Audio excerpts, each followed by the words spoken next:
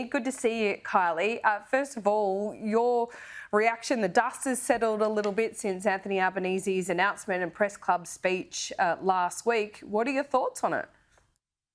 Yeah, look, Laura, there's no doubt that there are mixed thoughts when it comes to the people of North Sydney. I think first and foremost, the community of North Sydney is an incredibly compassionate community. And as Andrew just said, we actually have 40% of the people who live here in North Sydney are renters.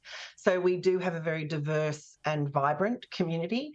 I think generally speaking, the sense I'm getting from the people in North Sydney is they can understand why this makes sense in the short term, but they're very concerned about the longer term reform that the stage 3 tax cuts were supposed to be the final part of. And I think that's kind of what's getting lost here a lot in this debate is that stage 3 was not designed to just hang out by itself. We've already had stage 1, we had stage 2.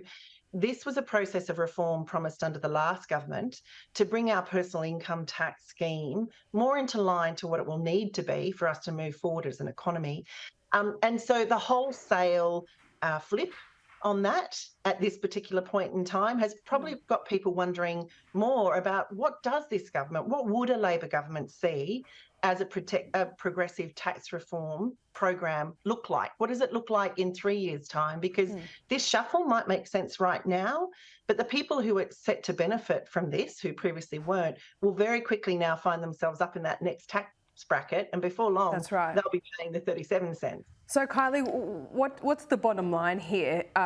Because you're in the lower house, where Labor has the numbers, your vote's not going to matter all that much there. But would you call it a shuffle, this tax shuffle now, it makes sense for now. Could you accept that if the government committed to doing something about bracket creep sooner rather than later, before the next election? I think what we need to know from this government is where they see us going from a personal income proposal. We didn't have income tax in this country, Laura, until the world wars, broke out, and the federal government needed some way to fund military spending. So I think what we have a very bad track record of in this country is introducing taxes, saying they're tax reform, but then they never go anywhere. We still have additional taxes on our international flights because airlines collapsed. We still have hidden sales taxes for people running small businesses when they're selling products. We need wholesale tax reform. And I guess the question the people of North Sydney will be asking this government is, how will you approach that? What does that look like? Because short term, in it to win it, which is what announcements like this sometimes look like, it's just not going to carry our country forward in a positive way. We cannot continue as a country to rely on the back of individual workers in the way we currently do. We need to address how Australia makes money. And until either of the major parties answer that question, I think Australians are a little bit in the dark about where we go in the next decade. Okay, we've spoken about stage 3 tax cuts before. So when you sit here with me today discussing these changes, on the whole, would you be telling your constituents of North Sydney that this is not a great move, especially long term? Well, it's interesting. As an independent, I actually spend more time listening to my constituents of North Sydney rather than telling them.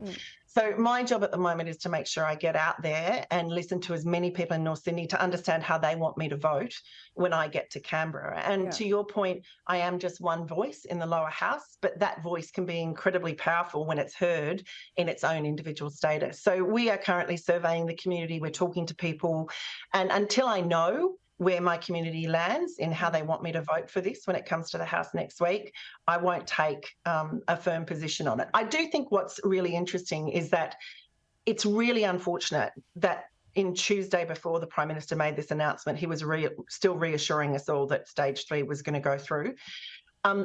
Really weirdly, now that I'm in this environment, I can understand why he did that. Really? Politics in Australia is broken.